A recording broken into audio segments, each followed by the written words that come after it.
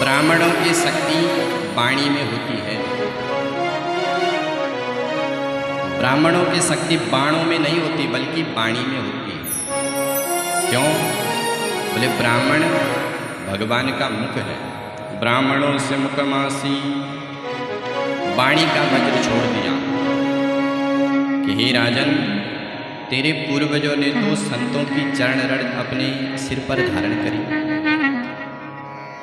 और तू संतों का अपमान करता है।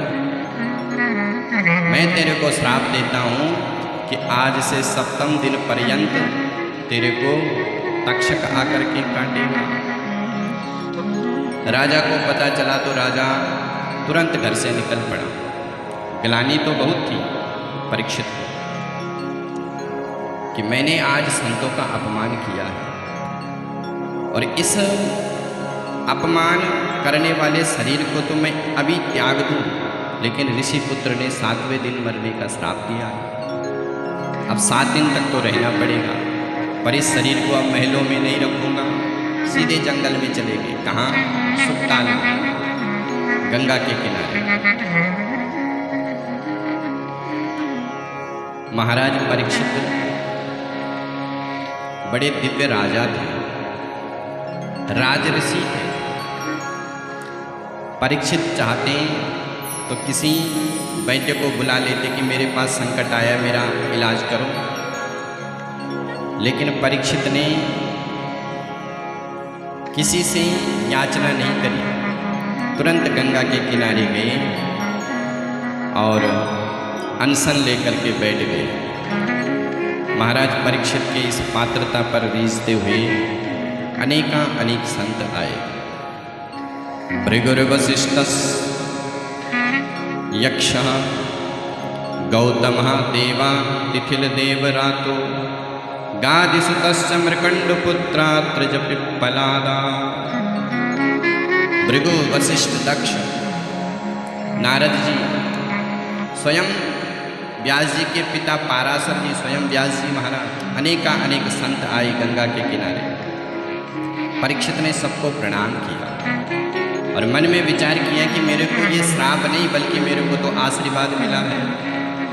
अरे इन महापुरुषों के सामने मेरी मृत्यु होगी तो मेरा तो जीवन धन्य हो जाएगा। परीक्षित ने सबसे प्रश्न किया, महाराज मैं आपसे पूछता हूं कि मरने वाले को क्या करना चाहिए। प्रश्न कर ही रहे थे कि इतने में उस दिव्य सभा में सुखदेव जी का आगमन होता है। दूर से सुखदेव जी महाराज आ रहे हैं। 16 वर्ष की अवस्था है, घुंघराले केस है। तत्राद्भवत भगवान व्यास पुत्रो यदृक्षया गामन मानो नपेक्षा अलक्षलिंगो निजलाभ तुष्टा वृतश्च बालेर अवधूत भेषा। बड़ी सुंदर उनकी आकृति है। 16 वर्ष की अवस्था, अलक्षलिंगो निजलाभ तुष्टा। जैसे सुखदेव जी का आगमन हुआ तो बड़े बड़े ऋषि खड़े होकर के उनका स्वागत करने लग गए। जिनकी उम्र 10-10 हजार वर्ष की है वो खड़े होकर के उनकी वंदना करते हैं। संतों में वो श्रेष्ठ है जिसके पास तपस्या श्रेष्ठ है। ब्राह्मणों में वो श्रेष्ठ है जिसके पास ज्ञान दिव्य है। क्षत्रियों में वो श्रेष्ठ है जिसके पास शौर्य बल दिव्य है। वैश्यों में वो श्रेष्ठ है जिसके पास धन श्रेष्ठ है। तो सुखदेव जी का आगमन हुआ, बड़े बड़े ऋषि खड़े हो गए। परीक्षित ने भी समझ लिया कोई ऐसा वैसा नहीं है, दिव्य संत है। परीक्षित भी उठ करके खड़े हुए और तुरंत प्रणाम किया और तुरंत प्रश्न कर लिया। येषां संस्मरणात् पुंसां सत्यः श्रुत्यन्ति वै गृहा किं पुनर्दर्शन स्पर्शा पादशौचासनादि। हे महाराज, आप जैसे संतों का कोई स्मरण कर ले तो उसके जन्म जन्मांतर के पाप दूर हो जाते हैं। और स्मरण के साथ साथ दर्शन, और दर्शन के साथ साथ अगर चरणों का चरणोदक मिल जाए तो महाराज उसका घर सद्यः सुद्यन्ति वै गृहम्, घर वही धन्य है जिस घर में संत और ब्राह्मणों का आवागमन होता है। शास्त्र कहते हैं कि जिस घर में ब्राह्मण का आगमन नहीं होता है वो घर कैसा है। बोले शमशान तुल्यानि गृहाणि तस्यः, शमशान के समान है। कभी भी ब्राह्मण गांव में आए तो अपने घर में ब्राह्मणों को अवश्य बुलाओ, अवश्य उनके चरण अपने घर में धुलाओ। दहरी पर ब्राह्मणों के चरणों का प्रक्षालन करना चाहिए।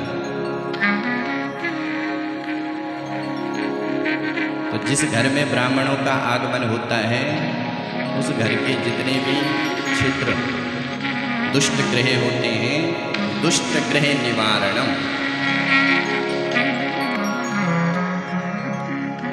परीक्षित को लगा कि ज़्यादा भी तारीफ करनी ठीक नहीं है, ये बाबा चलते फिरते हैं कहीं भाग ना जाए। उसी समय परीक्षित ने प्रणाम किया और प्रश्न कर लिया, अतः पृच्छामि संसिद्धि योगिनां परमं गुरु पुरुषस्य यत्कार्यं म्रियमाणस्य सर्वथा। महाराज मैं आपसे प्रश्न करना चाहता हूँ कि मरने वाले को क्या करना चाहिए, मरने वाले का कर्तव्य क्या है, अकर्तव्य क्या है, कौन उसके जीवन में भजनीय है, कौन स्मरणीय है, उसका उद्देश्य क्या है। जब ये प्रश्न किया तो सुखदेव जी महाराज बड़े प्रसन्न हुए। सुखदेव जी कहते हैं, राजन ये जो तुम प्रश्न कर रहे हो ये प्रश्न तुम्हारा नहीं है, संपूर्ण मानव जाति के प्रतिनिधित्व बन करके तुम ये प्रश्न कर रहे हो। क्योंकि मरने वाले अकेले परीक्षित थोड़ी है। इस संसार में जो आया है सब मरण धर्मा है, आया है सो जाएगा राजा रंग फकीर। तो उन सब के प्रतिनिधित्व बन करके आपने ये प्रश्न किया है। वरीयान सती प्रश्ना कृतो लोकहितो नृपः आत्मवित् सम्मतां पुंसां श्रोतव्यादिषु या परा। कृतो लोकहितं नृपः, हे राजन तुम तो लोकहित का प्रश्न कर रहे हो। परीक्षित ये संसार का जीव दिन रात घर गृहस्थी का कार्य में व्यस्त है। सवेरे से लेकर शाम तक खूब कर्म करता है, खूब दौड़ भाग करता है, रात्रि में खर्राटे बजा करके सो जाता है। निद्रया ह्रियते नक्तं व्यवायेन चवावया दिवाचारते भया राजन कुटुंब भरणे। दिन रात अपने कुटुंब भरण के पोषण के लिए खूब मेहनत करता है, लेकिन मुझे यहाँ से दूसरे जहाँ भी जाना है वहाँ की कोई तैयारी नहीं करता है। मृत्यु के नाम से वो निश्चिंत है, उसे ये नहीं लगता कि मैं एक दिन मरूंगा। जानता सब है, समझता भी है, ज्ञान पूरा है कि मुझे भी एक दिन मरना है। क्यों? बोले अपने कंधों पर न जाने कितने को मरकर छोड़े आया। सब जानता है लेकिन मानता नहीं है। ये संसार का सबसे बड़ा आश्चर्य है।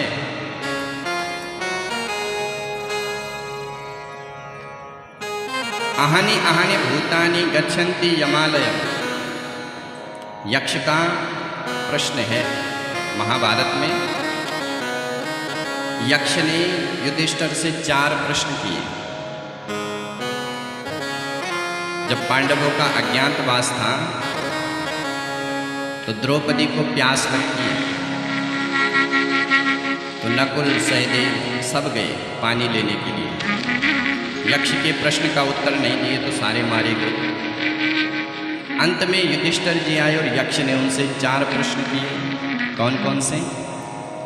का वार्ता किमाश्चर्या कः पंता कस्य मोदते इति में चतुरो प्रश्ना पूरित्वा जलमापिबा।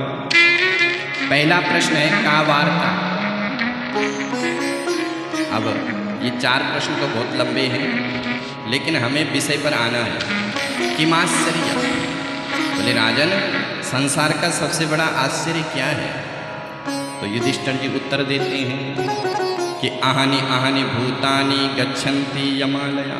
महाराज दिन प्रतिदिन कोई ना कोई यमराज के दरवाजे पर जाता है, और शेषा जीवति मिक्षन्ति, जो बचा हुआ है वो इच्छा करता है अभी तो मेरा ऐसा मकान बनेगा, फिर मेरा ऐसा महल बनेगा, फिर मैं बिजनेस चालू करूँगा। सब कुछ सोचता है, लेकिन एक दिन मुझे इस देश को छोड़ करके भी उस देश जाना है, वहाँ की कोई तैयारी नहीं करता। व्यक्ति जब विदेश जाता है तो महीने पहले से तैयारियां चलती हैं, पासपोर्ट बना कि नहीं बना, वीज़ा तैयार है कि नहीं है। लेकिन एक देश ऐसा है वहाँ जाना सबको पड़ता है, लेकिन वहाँ की तैयारी कोई नहीं करता।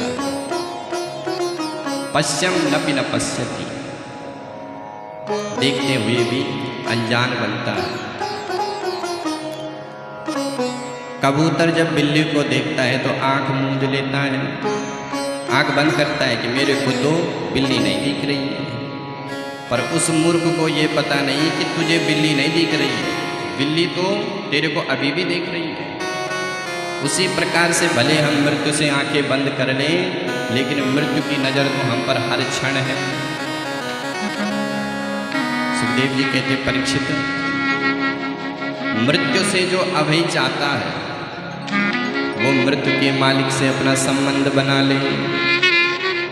मालिक से यदि संबंध हो गया तो छोटे मोटे से फिर डर नहीं लगता है, क्योंकि भगवान सबके मालिक हैं। भगवान की आज्ञा से हवा चलती है, भगवान की आज्ञा से सूर्य प्रकाश करते हैं।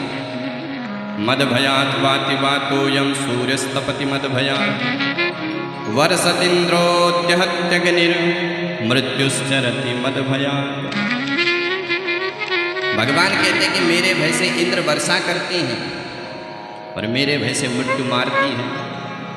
ये सब भगवान के कर्मचारी हैं। तो इन कर्मचारियों से अगर अभय चाहना है, मृत्यु से अभय पद की प्राप्ति करनी है, तो मृत्यु के मालिक से अपना संबंध जोड़ लो। भाई छोटे मोटे पुलिस वाले से अगर डर लगता है तो महाराज विधायक जी से अपना संबंध जोड़ लो। छोटे मोटे पुलिस वाले तो ऐसे थर थर कांपेंगे। कलेक्टर से अगर संबंध है तो महाराज छोटे मोटे पुलिस वाले क्या करेंगे। तो अगर भगवान के इन कर्मचारियों से बचना है तो मृत्यु के मालिक से संबंध जोड़ दो। महाराज संबंध कैसे जुड़ेगा? तब 3 बातों का अभ्यास बताया। तस्मात् भारत सर्वात्मा भगवान हरीश्वरः श्रोतव्यः कीर्तितव्यश्च स्मर्तव्यस्थिताभयम्। भगवान से यदि जुड़ना है तो सबसे पहला साधन है श्रोतव्य। भगवान की कथा सुनो,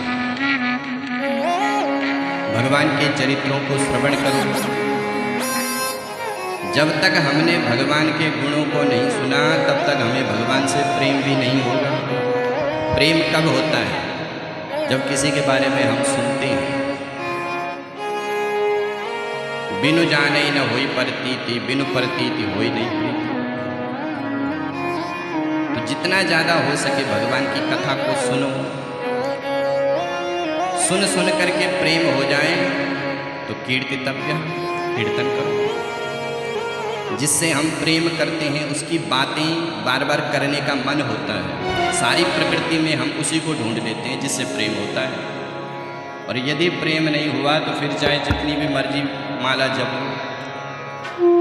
माला तो कर में जप रही है और मन दुकान का हिसाब कर रहा है।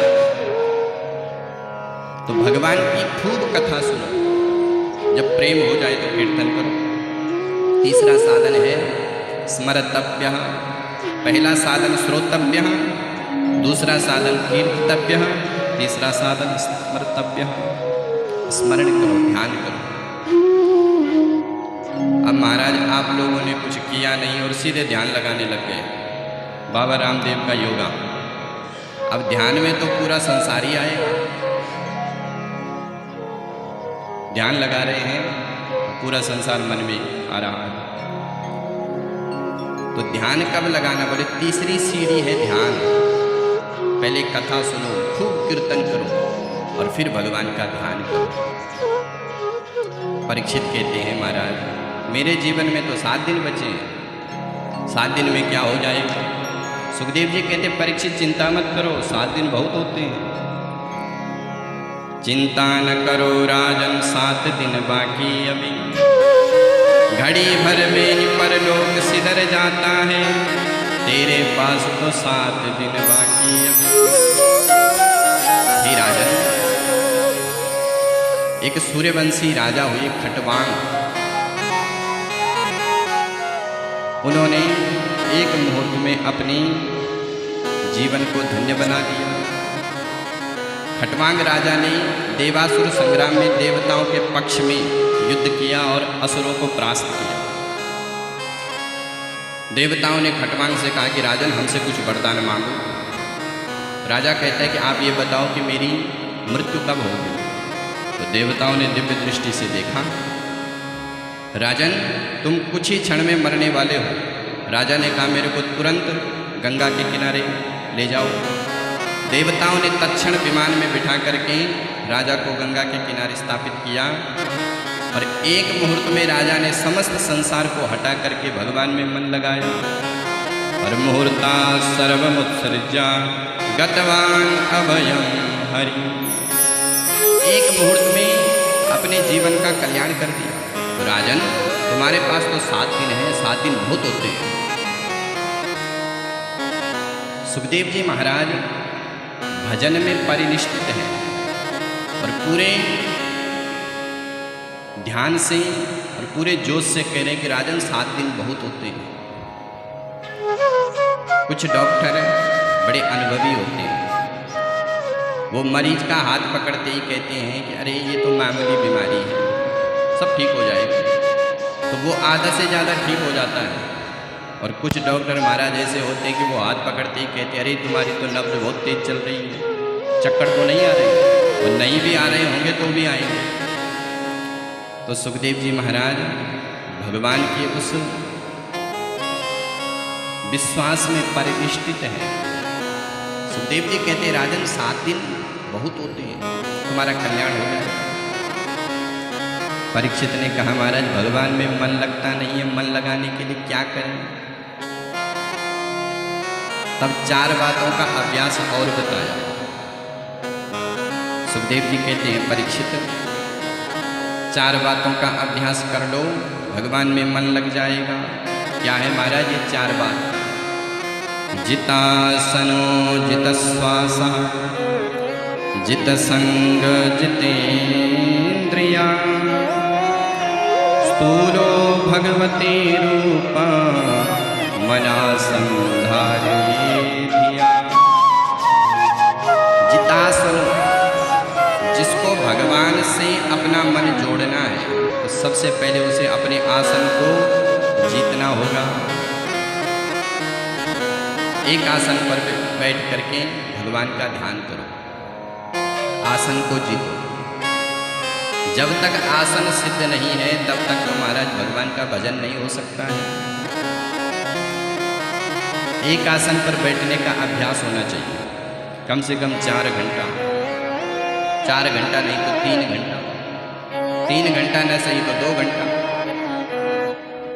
पर हम लोगों की स्थिति तो ऐसी है महाराज की 2.5 घंटे की कथा होती तो उसमें हम कभी ऐसे बैठ जाते हैं, कभी ऐसे बैठ जाते हैं। भगवान के दरबार में ऐसे नहीं बैठना चाहिए कभी भी, ऐसे, क्योंकि ये दरिद्र आसन है। देवराज इंद्र भी अगर भगवान के सामने ऐसे बैठे तो वो भी भिखारी बन सकता है। भगवान के दरबार में या तो ऐसे बैठो या ऐसे सिद्ध आसन में बैठो। अगर कोई दिक्कत है तो फिर आपत्काले मर्यादा नास्ति, आपातकाल में भगवान भी समझ जाते हैं। पर अभ्यास होना चाहिए, एक आसन पर बैठने का अभ्यास हो। यदि हमारा अभ्यास नहीं है तो कभी हमारा ध्यान घुटने में चले जाएगा, कभी कमर में चला जाएगा, फिर पूरा ध्यान शरीर में, तो भजन कब करेंगे। दूसरा साधन है जितश्वास, श्वास को नियंत्रित करो। कैसे? बोले प्राणायाम से। प्राणायाम के माध्यम से श्वास को हम अपने बस में कर सकते हैं, और श्वास यदि हमारे बस में हो गई तो मन भी हमारे कंट्रोल में आ जाएगा।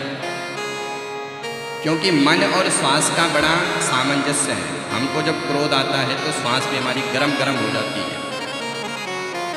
तो श्वास को जीतो। कैसे प्राणायाम करें? कौन कौन करता है प्राणायाम? देखो माता जी प्राणायाम करते हैं, आप लोग कोई नहीं करते।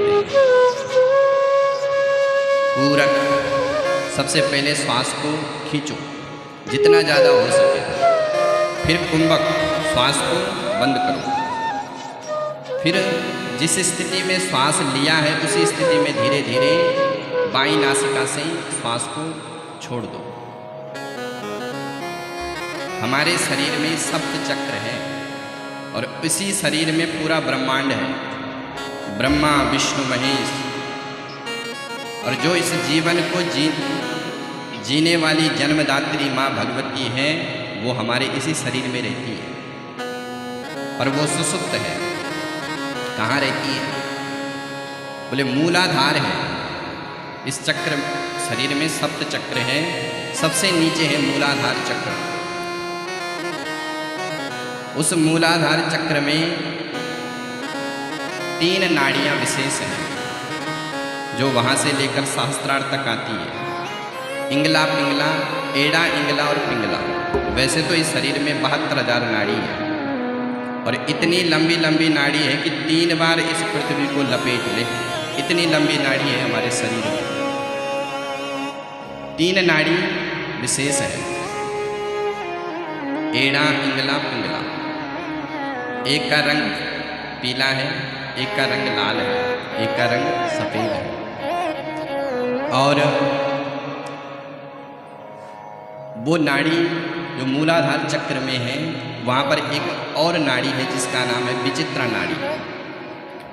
वो घूमती हुई बैठी हुई है, और उसी के बीच में है माँ भगवती ज्योत के रूप में, पीले रंग की।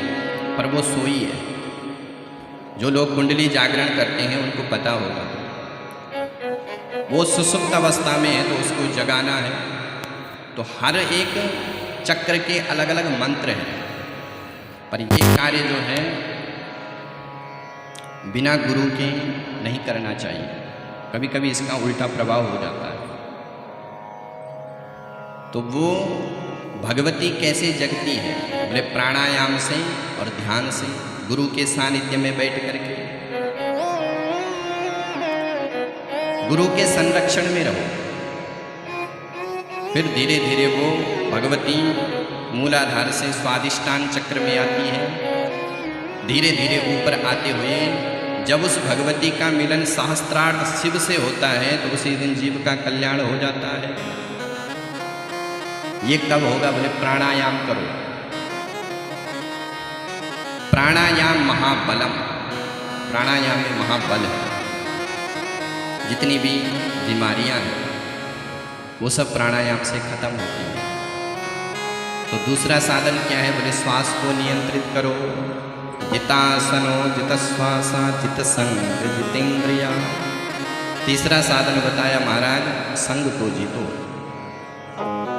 जीव में गुण भी आते हैं तो संग से, और दुर्गुण भी आते हैं तो संग से। संसर्गजा दोष गुणा भवन्ति। जीवन में संग का बड़ा प्रभाव होता है। जैसा संग करोगे वैसे जीवन में रंगती आएगी।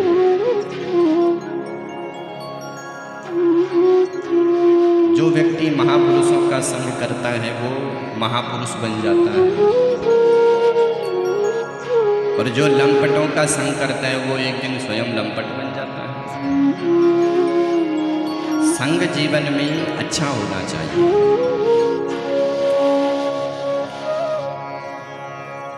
दो तोते थे,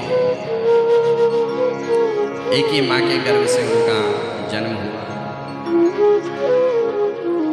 छोटे छोटे अंडों से वो बाहर निकले तो हवा हुई और हवा से दोनों उड़ गए। एक तोता गया महात्मा के आश्रम में और एक तोता उड़ के गया कसाई के यहाँ। दोनों को अलग अलग संग मिला। एक दिन दोनों तोताओं को कोई व्यापारी लेकर के बाजार में बेचने के लिए आ गए। बाजार में मेला लगा तो राजा भी खरीदने के लिए गया। तो एक तोता बेच रहा था, बोले तोता ले लो, तोता ले लो। तो राजा ने पूछा कि भैया कितने का तोता है? तो एक ने कहा बोले 1 लाख रुपए का। बोले अच्छा, बड़ा महंगा है, पर राजा लोग हैं, उनके पास क्या करें? बोले दे दो, खरीद लिया। थोड़ी आगे गया तो एक व्यक्ति और कह रहा था, बोले तोता ले लो, तोता ले लो। तो जीव का स्वभाव है कि जो उसने वस्तु खरीद ली, वो वस्तु उसे कहीं और दिखे तो वो रेट जरूर पूछेगा, भले खरीदेगा नहीं, पता करेगा कि कहीं मैं लूट तो नहीं गया।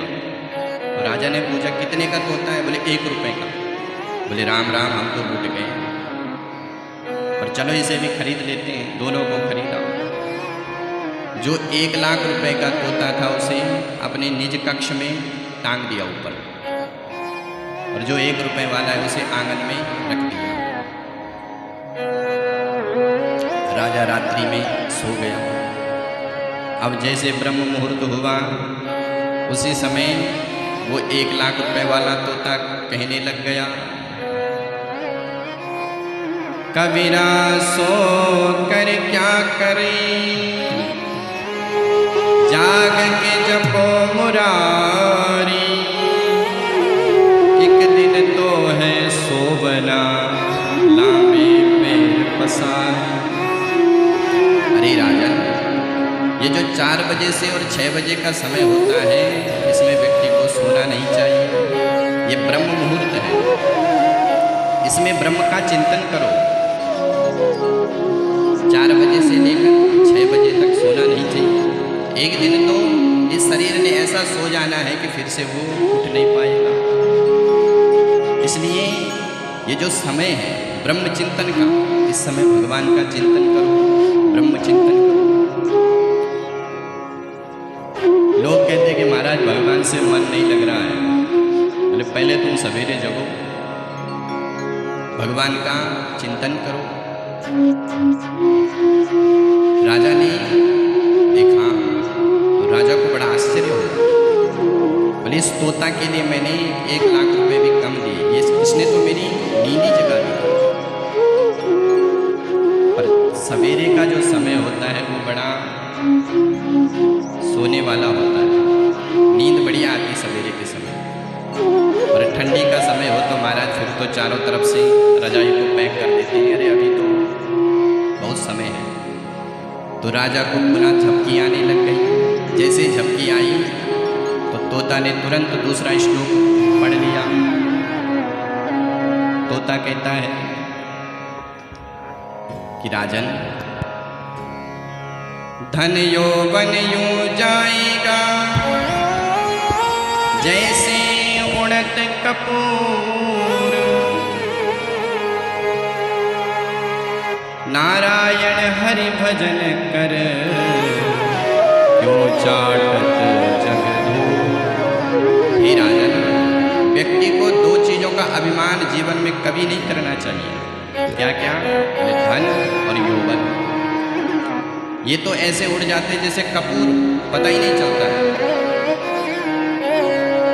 धन का पता नहीं चलता है। यौवन, बोले हम बचपन में खेलते थे, आज जवान हो गए, कब बूढ़े हो जाएंगे और कब मर जाएंगे पता नहीं चलेगा। तो जीवन में धन और जवानी का कभी भी अहंकार नहीं करना चाहिए। ये कब खत्म हो जाए पता नहीं चलता है। इसलिए राजा भगवान का भजन करो। राजा तो जग गया, भगवान का चिंतन किया। अब राजा ने मन में विचार किया कि चलो दूसरे तोते से मिलते हैं, वो उसकी क्या स्थिति है। तो जैसे राजा बाहर आया आंगन में, तो ऊपर जो 1 रुपये वाला तोता है वो कहने लग गया, बोले पकड़ो काटो हरामी है ये, इसको मार करके भगाओ यहाँ से।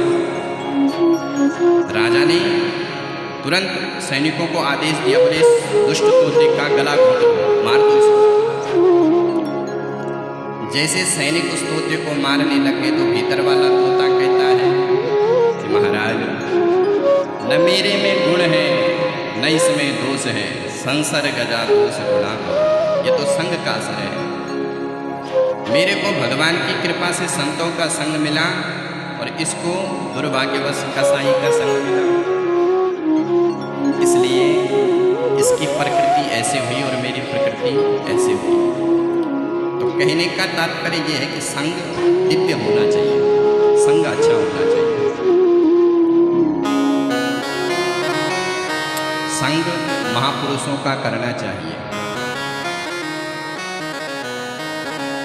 आजकल तो महाराज एक होनासुर, मोबाइलासुर, ये भी एक असुर है। इसका संग किए बिना व्यक्ति कोई रह नहीं सकता है। लेकिन मोबाइल में भगवान की कथा को सुनो, इसमें भी आरक्षण है। जिस चीज की जानकारी पहले पूरे शास्त्र को पढ़ने से होती थी, आज गूगल गुरु में डाल दो, तुरंत सब कुछ बता देगा।